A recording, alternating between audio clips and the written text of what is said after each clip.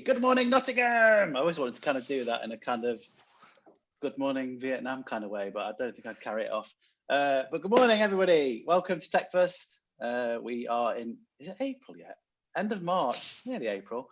We've got a great lineup today, but first, as always, we need to start with this amazing GIF, which kept me entertained for hours and hours and hours.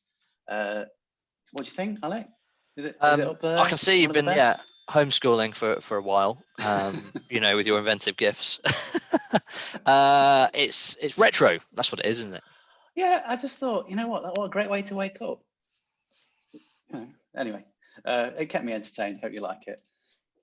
So welcome to TechFest. We've got a great talk lined up for you today with Jen, who's going to explain why Agile can make us all happier. I'm really excited to hear more about that. Lots of interesting nuggets of things that I'm sure she's going to share with us.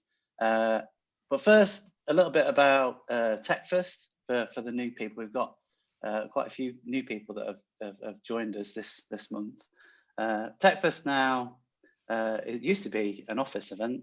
You can see if you look over there, we've got Alec. You can say hello, Alec. Hello. This is the office. It exists for those who have only joined us virtually ever. So my name is Paul Bailey. I'm head of design for a company called Spark. I also talk a lot around design thinking as design thinking dad. And myself and Alec, do you want to give a bit of intro to yourself? Yeah, absolutely. So I work for BGSS, which usually isn't obvious, but I've just moved house and there's not many clothes that I could find, so I'm representing today, so it's fairly obvious. Yeah, as I was just saying before people joined to Jenny, I'm really involved in the food and drink hospitality sector outside of work, just, you know, my side hustles, as I think the popular term is these days. And I'm a cat dad, which is sad at the moment because whilst I moved house, I'm not with my cat. She's waiting to move in, so Satas will be reunited with me soon, hopefully. I miss her. So we started TechFest over 2 years ago now. It's been going for more than 2 years. Yeah. And we've had an amazing array of different speakers, usually Nottingham based, covering a really broad range of topics, but usually focused around things related to technology and design. And in many ways, I guess for me, it was trying to find a slot that kind of would fit in with my kind of ongoing daily life, being a busy father. You never told me that it was a selfish reason, but I thought you were just very selfish. No. Wow, well, it kind of sprung out, didn't it? Because we had Tech on Toast previously, and unfortunately that was going to close, and it was this morning meetup, which for me was great because a lot of the evening sessions I can't get to. So I was really sad that was going to kind of disappear, and hence the kind of desire to carry this thing on and going forward with it. We've kind of kept it going for just over 2 years now. So we've been recording the sessions as well as we've been going along, and we'll record this session today. And if you go onto YouTube and search for Not TechFest, you'll see they've got 40 subscribers. 40, we've hit that magic. Have you been creating more new accounts, Paul? Some of the talk, I mean, Rob's talk's got over 200 views now, but we've got all sorts of really good stuff on there. So, things are still really relevant as well. So you've got Jess White speaking in the virtual world, which is a really great talk. And we're still doing it. Who knew we'd be still doing it over a year afterwards? We'd still be working this way. And we've got some other talks like a vet's talk where, it involves cows and animals and all sorts of things. Just really entertaining. So I'd really recommend that you take a look at the YouTube channel and have a look at some of the previous talks if you've missed them. Oh, a mug update. So those of you who were here last month, you would oh look, I don't know if you can see it. Yay! So and Jen's got one as well. Alex got one too. I think we also dished one out to Stuart and Yvette, and who are now. Stuart has just popped in the Q&A that he's got a mug, but he's no way to prove it. But he's told us, so it has arrived. I hope he's enjoying a tea or coffee in it. Yay! So we're going to give another one away. They are hand quality made, I think is the kind of. They're taking up space in your spare bedroom is what's. They are taking up space in my spare bedroom, and I do want to get rid of them. So if you want to win your very own TechFest mug this week, just simply tweet Not TechFest and Alec job for you. At the end of the session, we'll announce a winner, and we'll make sure that we get a mug straight over to you. Also, you can carry the chit chat on TechFest monthly on the Tech Nottingham channel. I know some of you are kind of over in that space, and Alec will be monitoring and you know, listening to your thoughts and responding to your questions. A bit about some of the stuff that's going on in and around, you know, tech related stuff anyway. Manchester Digital Festival. This is a really great festival, and it's kind of 2 weeks of hopefully inspiring keynote speakers, masterclasses, network events. And they ran it last year, and it was really great, really good broad range of people and industry thought leaders from around the world, talking about all sorts of different key challenges. So I definitely recommend that you check this out because I'll be speaking there, firstly. And secondly, last year it was really good. It was a really good opportunity to find out a little bit more about what's happening in that area.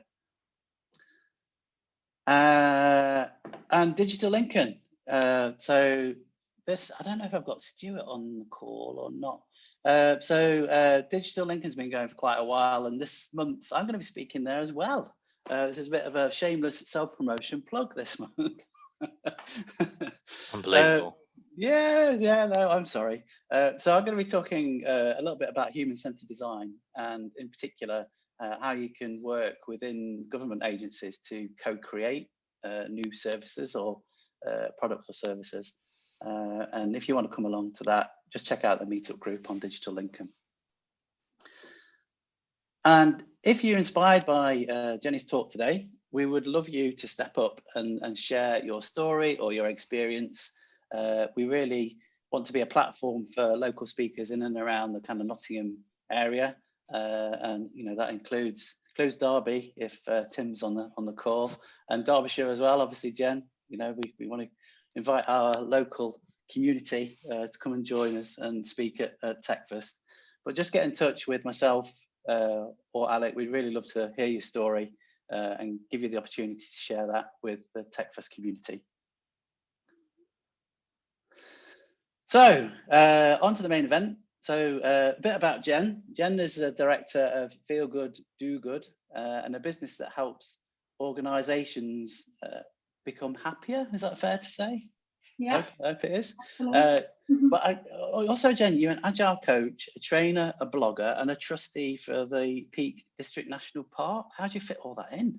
I don't know sometimes, because there's other stuff too. So yeah, I keep trying to slim down, but then more projects arrive. So we're going to hand over to you now, Jen. We've got this kind of transference period, so I'm going to stop sharing. And if you want to share your screen, and I will go on to mute. Cool. Morning, everybody. One sec. I'm just going to start my timer to make sure I don't rub it on too long. There we go. Very organised. So I'm trying something a bit different today. I'm doing my presentation on Mural. I'm sure lots of you have used Mural or Miro over recent months. But I've become a little bit obsessed with Mural recently, and I'm just quite enjoying kind of whizzing my way around the board. It's a bit like, what was that thing from years ago? I can't remember, the PowerPoint that whizzes you around, you know. Prezi? That's the one, Prezi. Feels a bit like Prezi, so yeah, I'm enjoying it. Thanks, Alec. So yes, Paul has already done a introduction for me. So yeah, Jen run an organisation called Feel Good, Do Good, making organisations happier and doing work better. So it's focused around all things digital. Originally, I did a lot more kind of digital marketing, but have in recent years moved more into kind of digital projects. Particularly in the Agile and Scrum way of doing things, and now more into kind of Agile organisations as a whole. And today I'll hopefully persuade you that Agile is brilliant, not just for tech projects and not just for digital, but we should all be aiming towards Agile organisations and the benefit towards that to make us happier at work. I'm on Instagram and Twitter as Lowthrop and FGoodDGood. Somebody already had Feel Good Do Good, cheeky people. Primarily work in the charity and public sector, but a bit in with SMEs as well. I'm trustee for the Peak District National Park Foundation. I live in Matlock, so just on the edge of the Peak District. Thanks for having me, Nottingham. I am not far away. Up until Tim's Creative Mornings, who is on the call, I definitely went to Nottingham more than I ever went to Derby. But I'd say the year before lockdown, I got to know Derby much better than that, and haven't been to Nottingham as much. But I'm kind of in the middle of all of them: Nottingham, Manchester, Sheffield, Derby. I'm like this nice little, I think I should be part of all those cities. So thank you to everyone for welcoming me. I am a dog mum, like Alec is a cat dad. My dog has not had her breakfast yet today, and it is breakfast time at precisely 8:30. So if she starts barking at that time, I apologise. But yeah, and I have various certifications around Agile leadership and Scrum, which are my nice little things at the bottom here. So yeah, so that's a bit about me. So hopefully you think I'm reasonably qualified to talk about what I'm going to talk about. So let me get my little outline up. So to start off, you've already got a chance to win a not tech fast mug. Now you also have a chance to win a feel good do good notebook. What a treat on Ooh. See, I'm just adding that crowd noise. Woo! Yes, woo! So I have 4 notebooks to give away. You can see pictures of them there. But also, so there's Plans to Save the Planet. That's a popular one. This is my most popular one, Feel Good Thoughts and Do Good Scribbles. One that just says Feel Good Do Good, and one that says Better an Oops than a What If. They're blank inside. I know Tim Elliott is a fan. I did promise him a while ago I'd send him another, so maybe he'll be a winner, who knows. So what you need to do is tweet and tag Feel Good Do Good, F Good Do Good, D Good, and Not Text Fast. Can't say that. Tongue twister. Can I? Total tongue twister. Tweet about anything about the session. So I'm not going to be too prescriptive. Just make sure you tag us, because Alec is going to work out the winners. So there's going to be 2 winners on Twitter, which will be announced at the end of this session. And then there's also going to be a winner on Instagram and a winner on LinkedIn. And I will announce those after, when I have time to actually look at my phone and do that. But Alec won't be able to get into my stories to see who's tagged me. No, of course I can't. Cyber scam. Yeah, so please do tweet, share your thoughts on the session, or just say hi, or whatever you want, and you could win a lovely, beautiful notebook for all the creative fun. Okay, so Zoom poll. Do I need to stop sharing, or can you share it over the top, Paul? Should be able to launch it. So yeah, just so give me... quick Zoom poll to get an idea of your understanding of Agile. Yeah, people are voting. Pick where you fall in that. I've not got any Masters of the Universe yet. Yeah. Don't worry, your details aren't shared with me, so I can't send you emails about jobs in Agile delivery at BGSS, although they are available if we have any Agile Masters. Just throw that in there. Oh, we have. I actually did another version of this in another session where I did it on a scale of 1 to 10, and I think somebody put themselves between 9 and 10. It was like on a slider thing, and I was like, I don't even know if I put myself between 9 and 10, and I'm the one delivering the session. But I'm a big believer of what's that saying? You knowing what you don't know is really important, and not being like, I know everything. So I'm intrigued as to anyone is I've totally put anyone off picking that top one now. I can say that somebody's one person's picked that. Yeah. Yeah. Is Lee White on the call, I think? Well, yeah, that's true. Or Seb. Yeah, we're quite lucky, aren't we? Really, we've got some really good. I could guarantee you it would be a man, though. Anyway, let's move on. Okay, let's see the results. Okay, I'm going to end the poll now. And okay, you should be able to see the results. Okay, cool. So we have, there's that one person at the top, the Agile Master of the Universe. You'll have to tell us who you are. I'm intrigued. You probably know a lot. Quite a few of you work in Scrum and Agile, good to know. A few understand the basics and a couple of Agile what. Okay, that's good. So if you want to stop the poll, I will move on. That was kind of helps me decide how long I need to spend on this slide. But as it's quite a mix, I'll kind of briefly talk about it. So to a lot of people, Agile is a form of project management, and it's Scrum. That is kind of the most popular thing in Agile. People use Scrum, they work in sprints, they do daily stand-ups. And that for a long time was what I knew about Agile. But in the last couple of years, I've been doing a lot more around kind of Agile organizations and Agile as a whole. And the thing that I've always known and always thought about is ultimately Agile is a mindset. And that is what's the most important part of it. And it's not about sticking to those key processes and things. It's what works for you as a team, you as an individual, you as an organization. And as long as you've got that mindset right, then anything goes.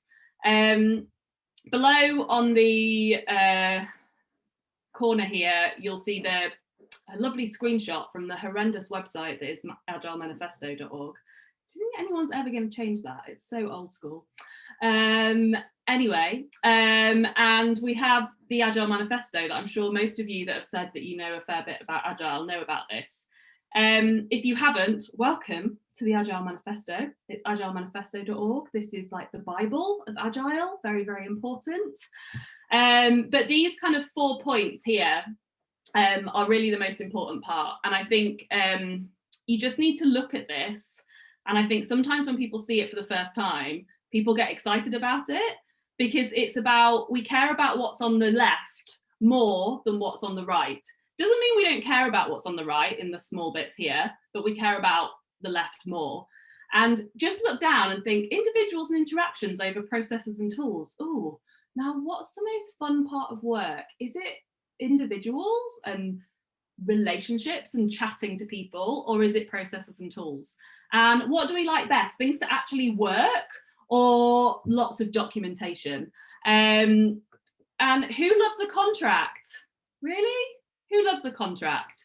I think it's that connecting with customers and learning what they want and doing something that they're going to love is what's better about work. And so hopefully, I think straight away, you start to think, well, if I focus on these things on the left, I'm probably going to have a lot more fun at work than and be happier at work than if I'm focusing on what's on the right. So straight away, to me, that kind of agile and happiness thing instantly. And I think when I first saw this, I got really excited. And the first time that I really worked in Scrum, when I had a guy that I worked with who was almost like my mentor. He was brilliant. He taught me so much. And I just, everything he said, I'd just always be like, yes, this is it. This is really, really good. I love it. I agree with all of this. And instantly it made me happier. The other thing I think is really key is the Scrum values at the top here. And again, instantly kind of thinking about what makes us happy. Focus. So the thing with Agile is you do have a lot of flexibility, but ultimately you still have a focus. So you still have like that goal and you know kind of what it is that you're aiming for. You just probably don't know exactly what it's going to be or what it's going to look like. And we need that focus. We don't want too many decisions to make because too many decisions actually makes us unhappy, but we want to have that flexibility and choice to kind of do it in a way that works for us. Looking at courage, we think about courage and that's about that kind of courage to try new things, to do new things. And one of the key areas of happiness, when you look at some of the kind of toolkits around happiness, Action for Happiness, various other places that have created these, one of the key things that makes people happier is mastery and that kind of constant learning and getting better. And I think that's where courage comes in. So we're really kind of courageous in trying new things.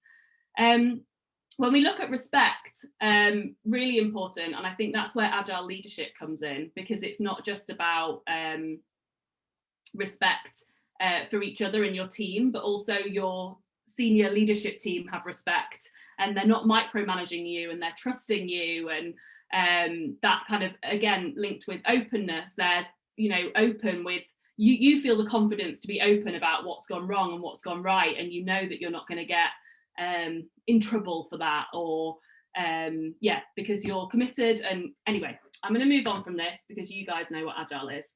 So thinking about Agile and happiness, this is a kind of new area that I'm still exploring, and I only kind of discovered this kind of idea a few months ago. And maybe some of you have already come across this, and it's the idea of work being a game, and how that links in with Agile. So who here, if you want to put in the Q&A, likes a game? So maybe it's a sport game, maybe it's a board game, maybe you're a computer gamer. What kind of, everybody loves some kind of game, right? Games are fun. And I think these are the key areas of what makes a good game. And this, again, is what makes a good Agile team. Firstly, you want to have a clear goal. And I think that's what's really, really important. And when I was talking about that focus a moment ago, you want to be really clear on, the dog started barking. What time is it? 8:29. Look at that. Seriously. Breakfast time. It's breakfast time. Hang on. Her internal clock is incredible. So you really want to be clear on that goal, but you have that flexibility within it. You know what you're aiming for, but you're just not sure how you're going to get there. Clear rules, and this is where kind of boundaries come in, because again, with decisions, you want to know how far you can go before you need to, I don't know, maybe you can spend a certain amount of budget before you need to ask for more.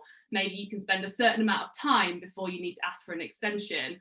Maybe there's certain things that you can make decisions about, but other things that you might need to speak to your product owner or a key stakeholder before you can actually do it. So having those kind of clear rules and boundaries as to what you can and can't do, but you know that within those rules, you can do whatever you want, and there's loads of flexibility. Thirdly, feedback and that kind of sense of progress. And that's where kind of, if we're thinking of Scrum, kind of sprints and retros come in. So we're having that regular feedback with the team, we're learning, we're seeing how we can get better, we're constantly moving forward. And that, again, gives us that kind of good, positive feeling. And then the final one, which I think is probably the trickiest when you're working and you're an employee of someone, is that opt-in participation. Because nobody wants enforced fun, and ultimately it should be a choice. So that's where in true Agile organizations, you might get to pick and choose which projects you want to work on, and you form your new kind of Agile teams. But this also works in events, and I'm really keen to kind of try this in events so people could kind of choose which workshops they go to or which bits they want to focus more on. So yeah, that's my thoughts around the good game, and I'm still exploring it, but yeah, I'm excited by the idea of everything being a game. So next one I wanted to talk about was the happy chemicals. I'm sure loads of you have come across kind of happy chemicals over recent months and years, but these 4 chemicals are known as the happy chemicals. And I just wanted to show how I think they all link to Agile working. My favourite and probably the easiest to understand is dopamine. And dopamine is that kind of little hit that you get, you want that kind of excitement and positivity. And one of the ways that lots of us get dopamine, it might be from things like when somebody likes I can see my phone flashing here with people tweeting. So that's exciting. I'm getting a little dopamine hit right there. But when we think about Agile, it's about breaking things down into smaller chunks. It's about working in sprints so you know what you're doing for a shorter period of time rather than having some massive project plan. Because when we have some big, massive project plan, it gets scary, right? We think, oh my God, how am I ever going to finish all of this work? But when it gets broken down, you're constantly like ticking things off your list. You're constantly achieving things. So you're regularly getting that little dopamine hit. And that is probably when I think of the thing that I got most excited about. I mean, I love a to-do list. So this is like my regular kind of get every sprint, I'm achieving something. You're not waiting until you finish this mammoth website or mammoth digital project or mammoth event, but you're kind of ticking bits off as you go. And I was working with a council, kind of help embed Agile working and Scrum a year and a half ago.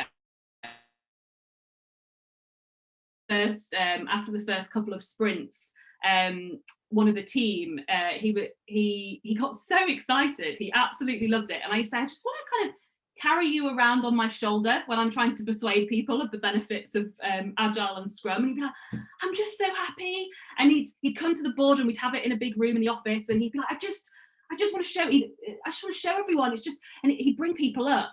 I think pretty much everyone in the council slowly kind of got brought to the board by this gentleman, and he was like, just look and see, so we put our to-dos here and this is our backlog and we see things moving across, and he was like, oh, so I've got to move this one actually because I've done that, that's going into done. And he loved it, and it wasn't just that, but it was there was other things that he loved about it as well, but that in particular, he just got so excited. He could see that progress, he could see that movement, and was constantly getting that dopamine hit. Yeah, he was brilliant. Oxytocin. So again, similarly, he really liked this too. So oxytocin is known as the hug hormone, and it's that kind of like warm, fuzzy feeling we get. And Agile is all about the team. It's about how can you work together best as a team? How can you learn from each other as a team? How can you look after each other? Those constant check-ins. So you're constantly getting that nice, warm, you don't have to physically hug people. That might be frowned upon in some places. But that kind of warm, fuzzy glow that you get from being part of that team and regularly kind of supporting and checking in. Serotonin, again, kind of similar to oxytocin in that kind of like belonging and togetherness, and openly appreciating each other. But also I put here colour, and I was looking at serotonin, and this is I think Paul's going to like this, because I know Paul is a big Post-it fan from when I've been to one of his talks before, and I purposefully made all these Post-its different colours, because actually we get serotonin from colour. And when we look at or like beautiful sceneries, so like if we look outside at a beautiful scenery, and if we think about Agile and Scrum, every team that I've worked in, that's for sure, has been very Post-it heavy. We do sprint planning, we've got retros, we've got reviews, Post-its are always involved, which is probably why I love Mural so much. And that kind of colour and seeing things, and that openness of stuff being on the wall, putting our designs up there, putting our Kanban board on the wall. Obviously right now those physical walls are difficult, but we have Mural and other similar things that give us that same kind of like, oh, we can see stuff, really exciting kind of feeling when we can see it. It's more about that kind of movement and colour and designs than it is about that boring documentation, those long plans, those big spreadsheets that no one really ever wants to look at. And then the final one is endorphins. And endorphins isn't just about exercise. And I think my friend Lucy P is on the call, and this is where I would normally quote Legally Blonde, but I'll hold off on my Legally Blonde quoting today.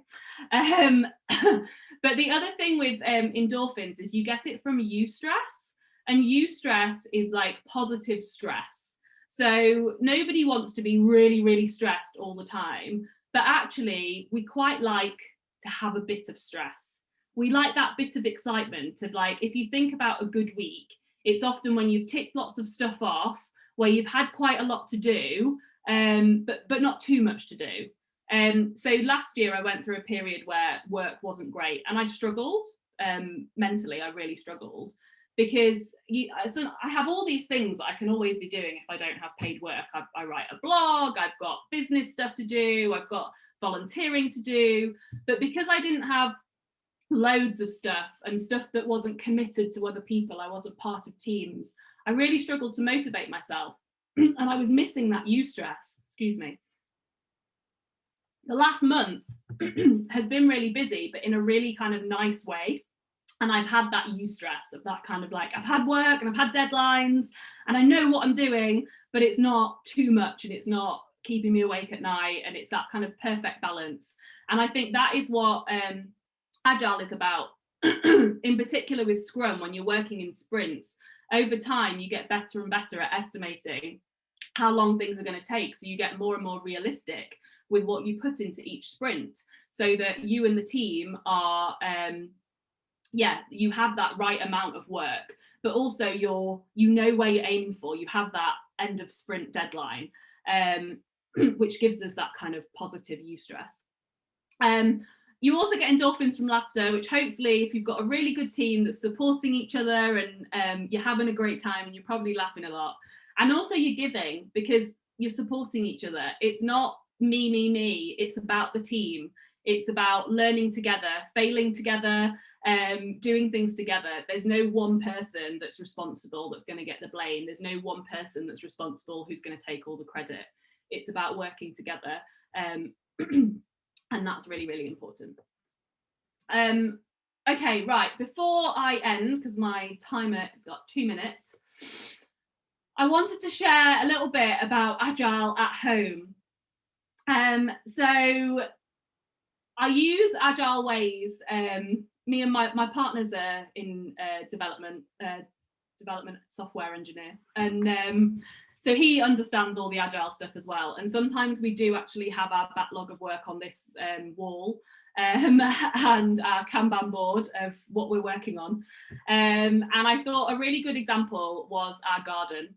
And our goal is to create a garden that has plenty of flat space to enjoy drinks in the sunshine with friends. Because we live in Matlock, which anyone who knows Matlock, if you have a flat garden in Matlock is a rarity. I remember when I walk past them, I get ever so jealous of people with their flat gardens. So our garden is on a slant. And this was stage one. We moved in a year and a half ago, and there wasn't really, it's just everything's slanty, and I just wanted somewhere to be able to sit. So stage one, let's be agile. Let's just hang a chair from the tree. And because you put a chair anywhere and it's wonky and there was just no flat space. So we did something, we worked on that goal and just did a small bit. Stage two, we decided to put some decking at the back. This is me being very engaged with my decking. You want to be able to measure engagement in your team and how engaged they are. And here I am in the scruffiest clothes, looking horrendous, painting a big piece of wood to form the back of our decking. Here's some feedback from Cookie, our dog, who is really enjoying the decking. You want that kind of constant customer feedback. She enjoys to laze in the sunshine there on the decking. And here is the decking complete, which was completed at the end of summer. But that isn't the end, because this was just stage one. We could have decided to put a big plan together of how we were going to do all the garden, but we didn't. We did bit by bit. We've kind of planned as we go, because when we realized how long we were going to do another layer of decking, but then we realized how difficult and long decking takes to do. So we've now decided that the next layer down, which is happening next week, is going to be patio. So we're having patio, and we're already thinking of maybe the next layer, because it's just all one slanty mess, we might add a little bit more. So it's that kind of constant progress. We've got our backlog, we've got our goals, we've got our backlog of all potential things. We're constantly adding to our backlog of stuff we want to do, but we're doing a bit, we're testing, we're learning. And you'll see here, I'm already getting excellent customer feedback from friends. They're very excited about coming to the decking and enjoying drinks in the sunshine. Oh, and that is my timer. Hopefully I have persuaded you all that Agile can make us happier. I could talk about it for hours, and this is just kind of a snapshot of some of the things that I think can help us be, and why Agile can make us happier at home and at work. Thank you. Thank you very much, Jen. So we'll open up for questions, but if I may, I've got one to kind of kick things off. I'm kind of curious, I guess, like a lot, I guess in my experience, a lot of the time when people come together and work in an agile way, I guess in the past, there's a lot of emphasis on like building trust and having teams that kind of open, and now we're suddenly working this kind of remote way and people are less visible. What kind of things have you experienced or started to kind of change in terms of, you know, recreating that kind of particularly the early parts of projects, when people don't know each other and they're all coming together, and it's like, okay, well, how do we build trust with this team and get them to kind of start collaborating and opening up? And have Um, you experienced that? And now we're kind of working this distributed Yeah. working world. And it is definitely more difficult, but it's in many ways kind of possible in the same way as it would be in person. I mean, I started working with a charity last year, kind of helping them with some digital projects, but also kind of embedding agile working as a whole within the organisation. And there have been some kind of why. They're a very kind of data-driven, process-driven organisation, and so agile to a lot of them is like what. But I found it's a mixture of one that kind of opt-in. So in particular with agile organizations, it's getting a few key people who are on board who are going to kind of be the pioneers to take it forward. And when they see some people it working with some people, they will hopefully then want to kind of join as well. But on a team level, when there have been issues, I guess, or like personal things, it's been a combination of whether it seems right to kind of talk to them separately to see how things are and see how they want to take it forward or what their thoughts are, or if they feel comfortable as a team. And I think often with online, it is much harder to like have those conversations as a group. So I found that it's easier to kind of start some of those more awkward conversations as a one-on-one thing, and then kind of discussing approach together as to how we can kind of make it work. But the other thing is just using all the tools that are available online for kind of openness. And I think that's where the trust comes in, of being open about, you know, what you're going through. Do you have kids at home? Do you know, what realistically can you achieve? But then seeing things. So as you're doing stuff, making source things are visible, people have the links, people have access to whatever it is that's going on. Yeah, I definitely agree with that. I think it's that a more holistic view, I think, of the team and what's going on everywhere, not just on that project. We've got a question from Paul. Paul, I'm just going to allow you to ask your question, so you should be able to speak. Exciting. A person, a real person. Are you there? Anybody there, Paul? Are you there? He wasn't prepared, Paul. You've put him on the spot. I'll ask on his behalf. I'm here. Hey. Oh, exciting. Good morning. All right. Still getting used to Zoom. You know, so many tools. So holding spacebar. Thanks for the talk on that one, Jenny. My question is around where you put about rules. For me in Agile, there's two types of rules: the rules of the process, how we all work together and what our work processes are, and then the rules of the outcome. So what are we trying to do in the project? Do we all agree we're trying to do the right thing and moving towards it? And I just wondered if the difference between those rules and the priority you should give them affects the team happiness. Interesting. I don't have a definitive answer. I would say the outcome. Ultimately, it's about the team, right? It's about the individuals and what works for them. I think with the outcome and having that clear goal, it can sometimes change. The same with the process, right? The process isn't important off the bat. I'd say you all want to be clearest on that goal, and I think that is the number one. Everyone needs to be on the same page, and I think when you're not, that's when instantly things go wrong. And when you don't have that clear goal, I mean, an organization I'm working with at the moment, their strategy is, I mean, we were basically told you can kind of ignore the strategy, and I'm like, as in the organizational strategy, and I'm like, well, that's great, but does everyone in the organization know that? And if we don't have that clear strategy and goals and those outcomes, then how do we even know if we're on the right track and we know what we're doing? So I think I would say that the outcome or the goal is first, because the process can keep changing, and technically so can potentially as you move the outcome. But if you've got the outcome right, that shouldn't change. It should be just how you go about achieving that outcome. So yeah, I would say outcome before process. Thanks so much. Thank you very much, Paul, for your question. It's a scary question. So we've got a question around Jira, everybody's favourite. Oh, God. And Teresa, she says, Jira doesn't give me a dopamine hit. I try to like it, but I can't. I far prefer Kanban in Teams or Trello. Can I be persuaded? That's really interesting because I actually much prefer Jira to using Trello. I find it's so much easier to connect tickets and group things together. On Trello, I just feel suddenly you've got like a million boards and it's, you know, what do you do when you've done? Where do you put that board? And suddenly you're scrolling for miles when you've got a bunch of sprints. And yeah, my favorite, I prefer Jira. So that's interesting. I think the thing with Jira is it takes, the setting up of it can be a bit of a pain in the ass. But once you've got your process again in place, then it should be much easier.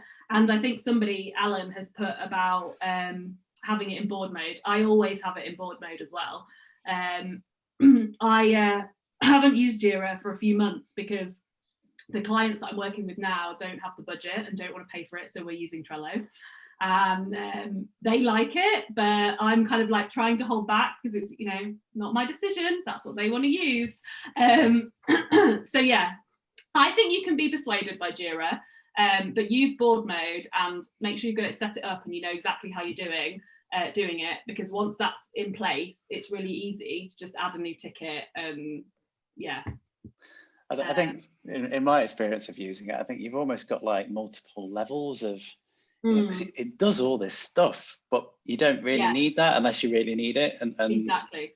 It can almost appear a bit overly complicated at first. But I think when I first started using it, I was like, yeah, I don't like this, all the burn down charts and all the different things you can do. And I'm like, at the end of the day, you just want to know what you're doing for your sprint. And that's the main important part.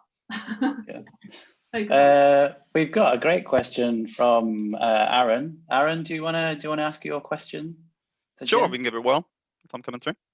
Yeah, you can. Loud and clear. Can badly implemented Agile make you less happy? So, and maybe did you have any examples of that where you might have seen it in the past? Yes, definitely. And I think that's where it comes, a lot of the time it comes down to the Agile leadership rather than the team.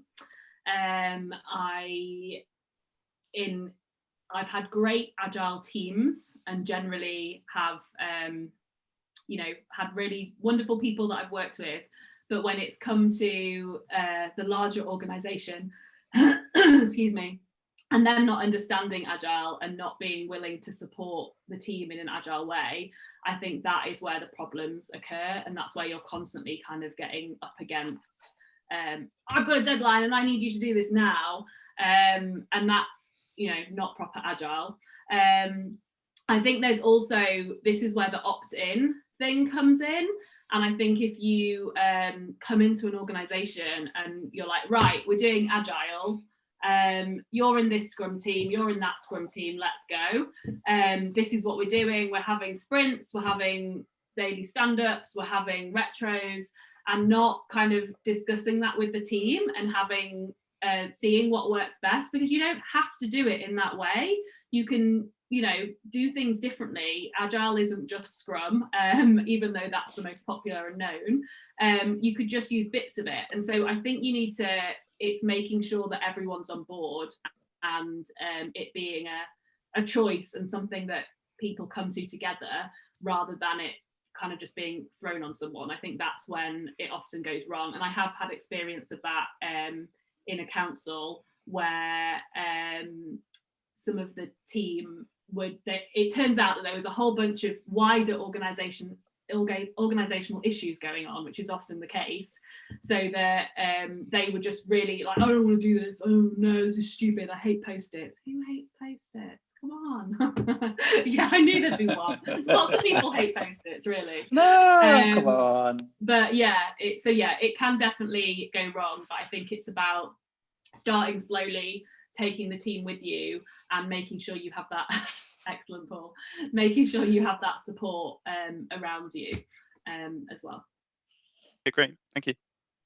And one of the reasons I hate Post-its is because my handwriting is so bad that I'm embarrassed. I like to write on it because people can't then read it. They pick it up and go, "Oh, who is this?" And it's like I have to read it out anyway. So that's my personal reason. Can we sneak in another question? Yvette's got a great question I've seen. Yeah, it kind of leads on, doesn't it, from what we've just been talking about. So Yvette, you are now live. Good morning. Hi, good morning. How's the mug? Pardon? The mug? The mug, How's the yeah, mug? no, it's going Yvette, she's not had a facelift. Do you mean, you know? No, it's going strong. It's my new favourite, actually. So, Yay. yeah, so what I wanted to do is when introducing Agile to new teams, would you recommend incremental introduction as part of it, or would you just go big bang? Obviously, you've just kind of led into that a little bit, but I'd just like to get your feedback on it. Yeah, I would definitely say incremental rather than big bang. I think it has to be, you have to have that time to go through that process slowly. So I'm going through that at the moment with an organisation, and we're starting with just having some kind of workshops and training around different areas of Agile, what it means, how it can work in different organisations. And then in 2 or 3 weeks, we've got our first kind of wider discussion of kind of like, right, so how could this work for you? How could this work in your team or your organisation? And when I've worked in the past in council, sometimes it's as simple as starting with a Kanban board on the wall. And I remember like even the HR team, we did some lunch and learns for whoever in the organisation could come, and the HR team kind of had a Kanban board up, and we're just loving just seeing that. And they weren't remotely agile in any other way, but they were moving their stuff across the board and they liked it. And then another team started doing daily stand-ups. And I think it's starting with those small things that people understand, but because the mindset change is the hardest part, and that's what happens over time. And yeah, so you kind of start with the easy stuff and then kind of move on and keep learning and keep getting that feedback. And seeing what works for your organisation, because it is different. There is no one set answer for every place. It's different for all. Yeah, awesome. Thank you. Okay. Okay, so shall we wrap things up there, Alec? We're kind of getting close to the 9 o'clock mark. Yeah, I think so. Do you want the announcement of the winners? Ooh, Yes. yes. Don't forget the important bit, right? Well, what do you think I've been doing for the last 20 minutes of my complicated algorithm to pick the winner? All impartial, completely fair. So, mug-wise, we have Alan Bugsy. People might have had to drop off, so I'll drop a note through Twitter. And then for the notebook, it is Helen Prentice. So we'll be in touch, grab your details and share them.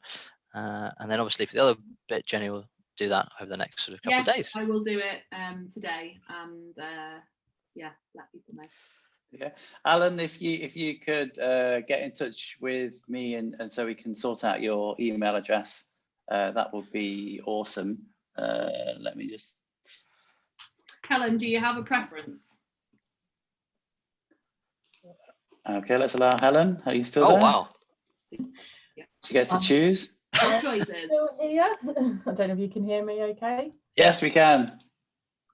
I don't have a preference, so I will leave that down to you. Oh, okay, cool. We'll see. Love a bit of colourfulness though, so I'll just put that out there. So yeah, leave You know what, sorry?